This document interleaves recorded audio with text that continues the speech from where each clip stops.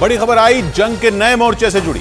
Iran ने Houthi विद्रोहियों के जरिए अमेरिका के खिलाफ एक और मोर्चा खोल दिया है, क्योंकि हूथी विद्रोहियों ने अमेरिका के सबसे खतरनाक MQ-9 रीपर ड्रोन को गिराकर उसे बहुत बड़ी चुनौती दे दी है। माना जा रहा है कि ईरान के इशारे पर ही हूथी लड़ाकों ने इतना बड़ा कदम उठाया और इस हमले से हमास के बाद जंग में दूसरा मोर्चा भी खुल गया है। दावा किया जा रहा है कि हमास के साथ साथ अब इजरायल और अमेरिका को हूथी लड़ाकों का भी सामना करना पड़ सकता है और माना जा रहा है कि इसके पीछे ईरान का हाथ है, क्योंकि आरोप है कि ईरान ही हूथी लड़ाकों को भड़काता है और उन्हें हथियार और पैसे देता है।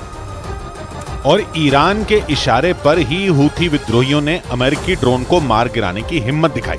आरोप है कि यमन के नजदीक अमेरिका का MQ-9 रीपर ड्रोन इजरायल के लिए जासूसी करने में जुटा था। जैसे ही इसकी जानकारी हूथी लड़ाकों को मिली, उन्होंने उसे पल भर में ढेर कर दिया।